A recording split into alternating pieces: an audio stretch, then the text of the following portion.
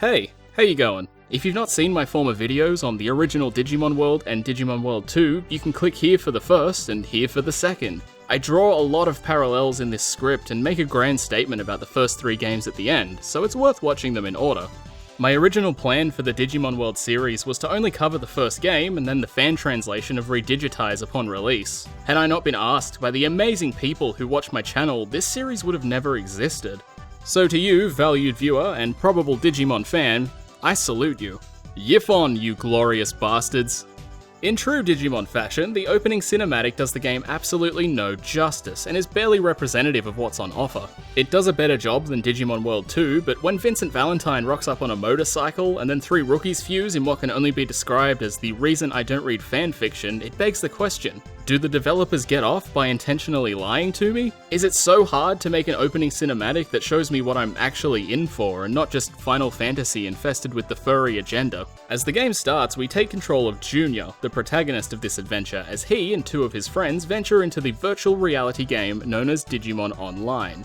From here, Digimon World 2 becomes increasingly more and more like Pokemon. You're forced to pick one of 3 starter packs of Digimon, then an old man teaches you how to battle. The battles have shifted from a 3v3 in the previous game to a 1v1, and the goal is to get badges from the town leaders. Before too long, you'll find that a terrorist attack has occurred in-game and you can't leave. This prompts you to find the group responsible so that you can return home. The plot is far from great, but it does a solid enough job at setting the scene. I've only detailed the introduction because it falls into the same tired tropes over and over. The good guys are actually the bad guys, the terrorist was fighting for freedom the whole time, and the evil collective has secret technology which will fuck your shit. NPC interaction is required to progress the story, as key dialogue generally accompanies flags that allow further progression once activated. A lot of what seems like pointless dialogue is actually a bunch of intricately placed subplots that help guide you towards your goal. A great example is the elderly couple who talk about wanting to take the form of a Digimon, presumably so they can yiff it up. At a certain point in the story, you're in need of a disguise, and they just so happen to have taken the form of Digimon. Once you're released from the grip of a typical JRPG intro, you're free to roam around the world and take it all in. You'll soon notice that the movement has been improved significantly.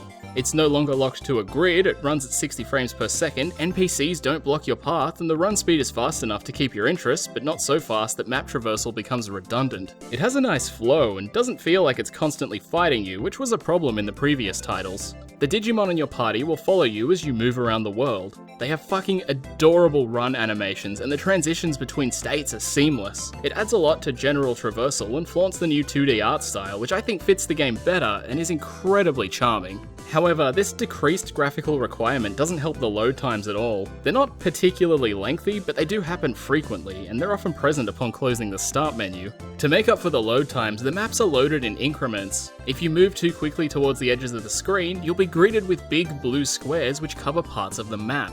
The longer you spend near them, the sooner they'll fade, revealing the covered area. I'm inclined to believe this is incremental loading due to the fact that if the map were completely loaded, the visual effect would exist for the sake of existing, which doesn't really make sense. It's a welcome attempt at minimizing load times, even if somewhat intrusive.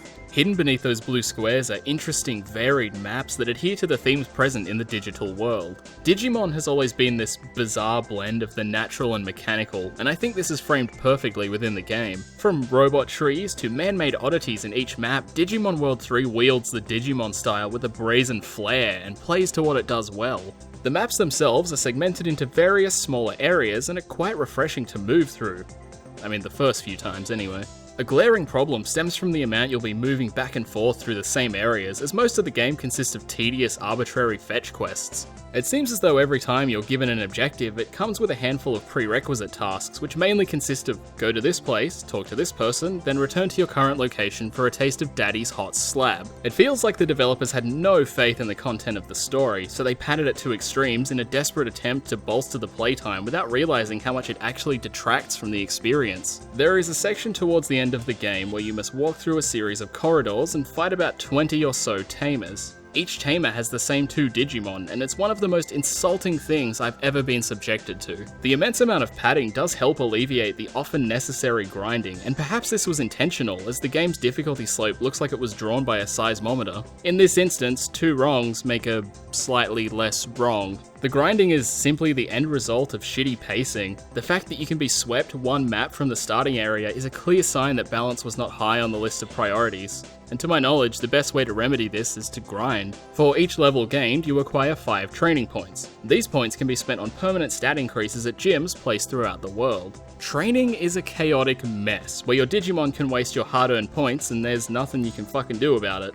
The success rate of training seems completely random, and outside of loading until you get the optimal stat gain, there's no way to guarantee max gains, bruh. However, the animations are so well made and so charming that I can forgive a Digimon successfully adding 2 and 8 and then proceeding to fail that very same equation. Upon hitting level 5, you'll be granted a champion form. This is a temporary transformation only accessible in battles and ultimately serves as a minor stat buff. These transformations play a pretty big part in the game and can be unlocked by hitting specific levels with specific Digimon. There's no upkeep cost for these transformations, so once you unlock a higher form, there's no need to ever use the weaker one. I think it would have been a better idea to have a penalty, similar to Breath of Fire's 3 and 4, where you're given a dragon transformation and must pay a set amount of MP per turn to sustain it. This would make the ascended forms a privilege and a boon rather than an expectation or an entitlement. You'd save your transformations for those times you desperately need it, instead of brandishing it like daddy's hot slab. Fuck, I've already made that joke. While I think discarding the weaker forms would be a good idea, it would remove the customization of Digimon, which is quite a standout feature.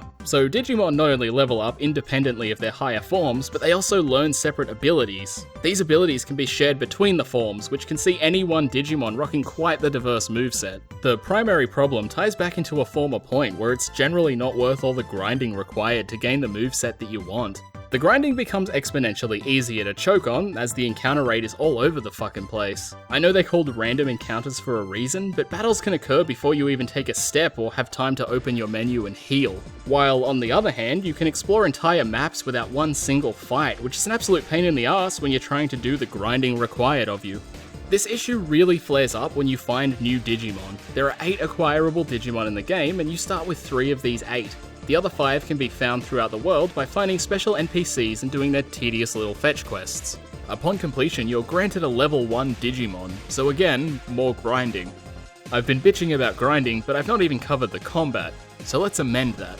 While the rest of the game is 2D, the battles take place on a 3D plane with 3D models. It's so much better than the previous games, as Digimon actually listen to you and it doesn't take a human lifetime to complete one fight. The frame rate rarely deviates from 15 or 20, and moving between the two is barely noticeable. I like the lower cap in turn-based games as it clearly allows for more interesting battle arenas and more detailed characters with room for better animations. Combat is fairly lacking in strategy or alternate playstyles and leans more towards exchanging blows until one party dies, much like the first game. However, unlike the first game, when a Digimon dies, they revive after the battle with no real penalty. They don't gain experience if they're dead when the battle ends, and if your entire party is wiped out, it's game over, but for individual deaths, the penalties are minimal. There's no method of speeding up the battle animations, and it becomes old very quickly. I think it's the best combat system of the 3 games, but it's still far from perfect. DNA Digivolution makes a comeback, and yes, I said it right this time. Instead of being a way to pad the game and make you grind until you want to blow your fucking brains all over the wall, this time it's a combination attack. Upon switching through Digimon, you'll be given the option to DNA Digivolve for a huge chunk of MP, and it's worth the MP as it one-shots most Digimon in the game. In this regard, it's actually pretty broken, and especially towards the later game when you have a lot of MP, but it's still a really cool feature. I generally avoid covering sound because frankly I fucking suck at it, but there's some interesting shit this time around that I want to talk about.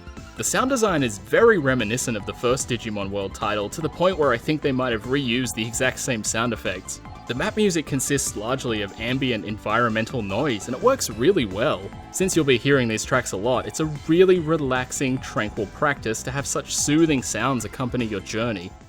In conclusion, I quite enjoyed the first half of Digimon World 3, but the latter half got bogged down by blatant padding. I genuinely think it's the best of the 3, taking some of the best elements from the former games and making them really accessible. It just needed to be a bit more than what it was, and it could have been something really special. While the new art style was certainly charming, the weird combination of 2D and 3D was ultimately unnecessary and may have worked better as an entirely 2D game, which I know the later games in the series did, and they worked pretty well. The combat became tired sooner rather than desired, and it needed more attention on creating a steady difficulty curve and general balancing. The varying Digimon forms did help somewhat, but the battle system ultimately succumbed to the grind. The sound is absolutely spectacular, and I wish more games would utilize ambient noise as it's just good for the soul. This will probably be my last Digimon video until the fan translation of Redigitize comes out. I said that properly this time too. So I just wanted to briefly sum up the 3 games to end on. Despite being incredibly differing titles, they all suffer from the same issues. Digimon World 1 never felt like you were making progress because of the death mechanic and the constant need to train your Digimon over and over. Digimon World 2 was so bland and samey that even upon making progress, it still felt like you weren't getting anywhere. That, coupled with DNA Digivolution, it tried to stop you wherever it could. Digimon World 3 requires so much backtracking that it feels like you're walking on a treadmill. You're moving, but you're never really getting anywhere. It's amazing how 3 harshly differing titles all ultimately fell to the same flaws. But don't take my word for it. Go experience these games for yourself and tell me how wrong I am about literally everything. I've been Casp. Have a good day and yiff it up the only way you know how. Thanks for watching.